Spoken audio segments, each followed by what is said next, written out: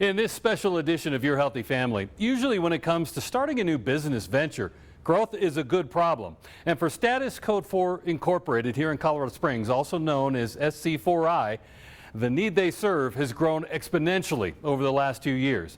And not being able to keep up with demand could literally come at the cost of safety in our communities. What if you called 911 and they didn't show up?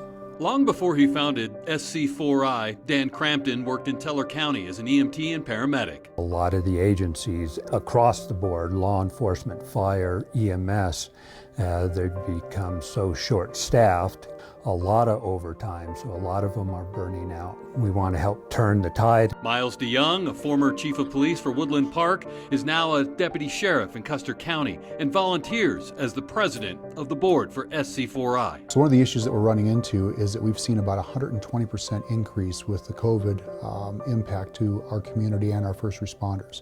And we have just about hit capacity with what we're able to do within our community. And so we're looking to expand, and we're looking for additional resources. Everyone, I'm on 8th and Glendale. I'll see if I can head up. First responders have always been exposed on a daily basis to challenging situations.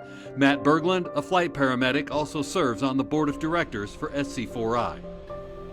We see all sorts of things on a daily basis. When we show up at a car accident, or we show up at some crisis that people are going through, we're there to help them make that better. Typically, we have the ability to kind of have a thick skin.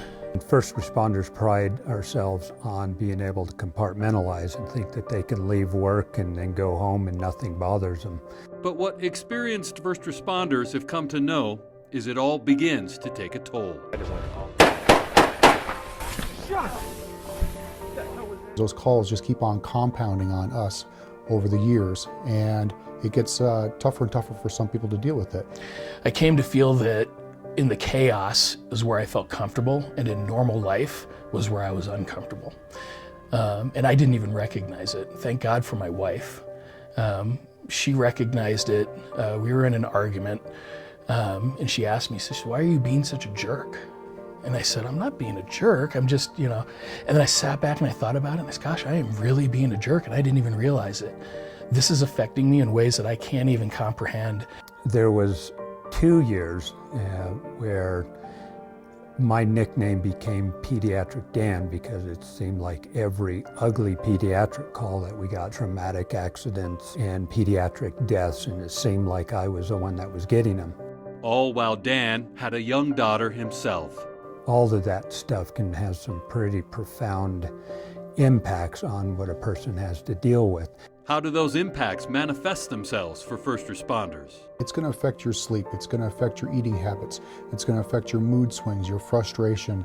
Sometimes it turns to chemical dependency, whether they're drinking or using medications, and they're bringing all this extra baggage from work home day after day after day, and they haven't figured out how to deal with that. It can kind of be a downward spiral for some people. A downward spiral that for too many leads to suicide. In Colorado from 2004 to 2020, 345 first responders took their own lives. I can count on more than one hand how many of my friends have taken their own life in one way or another because they can't handle it, because they can't cope with it.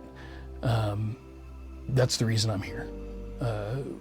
I want to give back. I want people to understand and to know that the stigma that's been with us for so many years does not have to be there. I've got 3 friends of mine who are no longer here because of their situations that they were in, and they didn't receive the help that they needed at the time. I really wish that we had seen the warning signs before ultimately they had all their coping mechanisms start to fail them and break down, and they thought that the only way that they could move forward was by no longer living. So how important is it? It's paramount.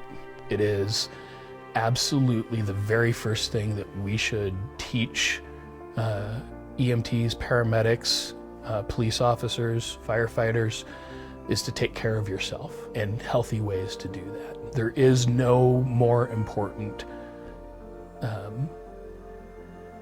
thing to do in terms of how it is that we are capable of helping other people. The difficulties as a first responder of getting mental health help is something Dan Crampton knows all about. So when I was going through some of the stuff that I went through on the ambulance, resources weren't available.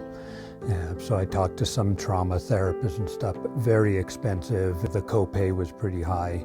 It's why over the years Dan was going to school, working on a doctorate in psychology, so he could help other first responders no matter what it took.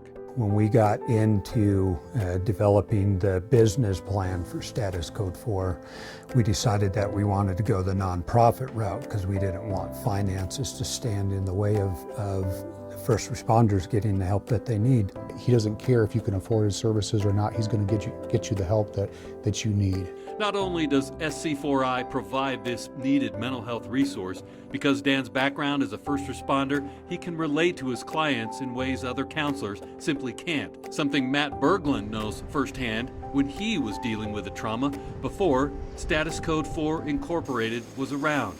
He sought help through his employee assistance program. The person that they connected me with had no idea how to help me. She looked at me and said, "I don't know how to help you." We've come to the realization, and that's the genesis of SC4I, that nobody's going to help us but ourselves. And thank God for Dan and Ann. In 2021 alone, SC4I's provided over $500,000 in free trauma counseling to our first responders and saving lives in the process. Yeah, I've had an EMS individual who was suicidal ideations, no attempts, but very heavy ideations. And he was walking out of the office one time, and he turned and looked at me and said, "You know, you were my last chance, and you just saved my life." And then he walked out. Which brings us back to the current problem for SC4I, the growing need. We're at capacity this week. 36 client hours, and yesterday I had 10 in one day. That's a lot.